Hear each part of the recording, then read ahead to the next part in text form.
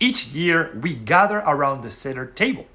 We read, we eat, we sing, we lean, we break matzah and search for the afikoman, and of course we tell a story, the Exodus from Egypt. But if we think that's all the Seder is, a tale of Pharaoh and plagues and bricks and straw and a sea splitting in two, we are missing its deeper significance. The Seder is not just a commemoration. It is not only a history lesson. With pedagogical brilliance and rabbinic creativity, each symbol and each line of the HaGadol in the Seder not only brings us back to Egypt, it pulls us through time to the First Temple period, the Second Temple, the Middle Ages, later on in time to the Shoah and into our contemporary world. At the Seder, we do not simply remember history, we inhabit it. We live it because we are it.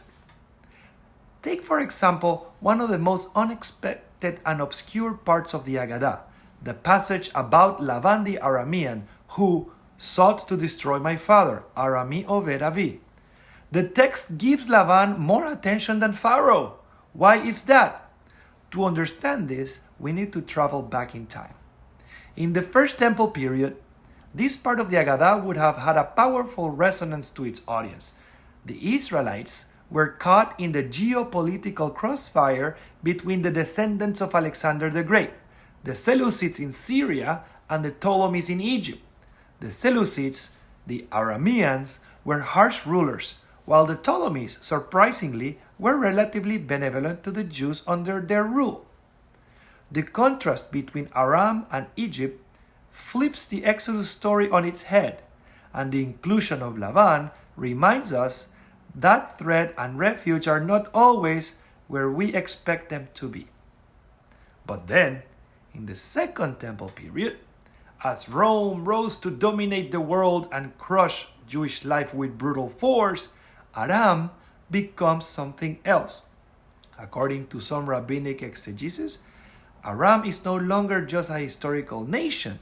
It becomes an anagram, a code.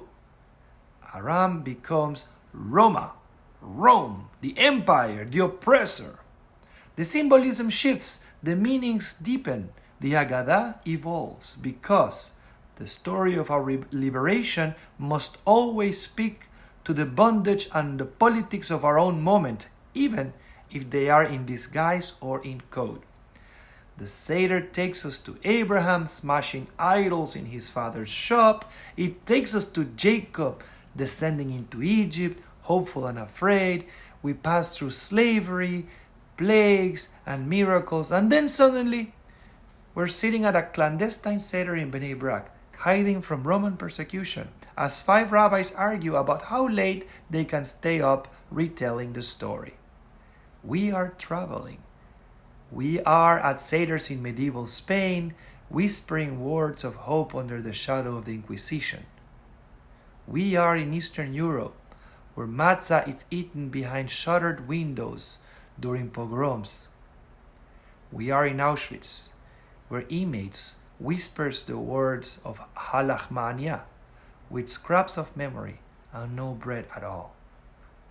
And we are here today, in a world still struggling with anti-Semitism, with fear, with the need for liberation that is not yet complete.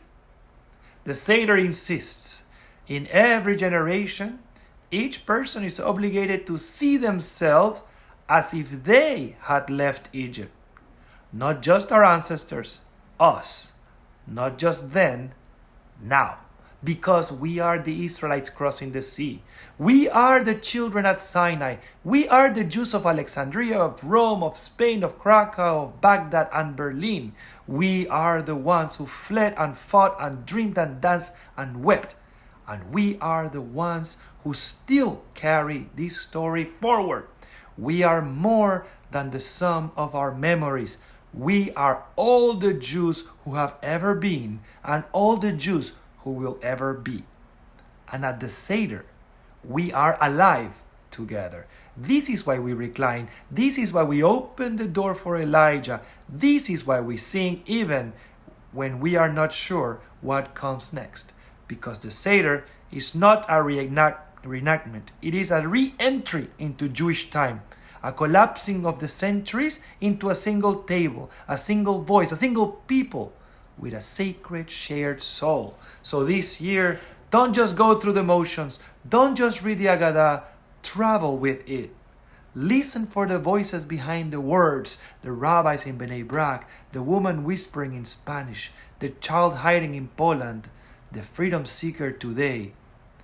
This year, as you dip the karpas, as you hold up the matzah, as you say the words, we were slaves in Egypt, remember, this story isn't just what happened.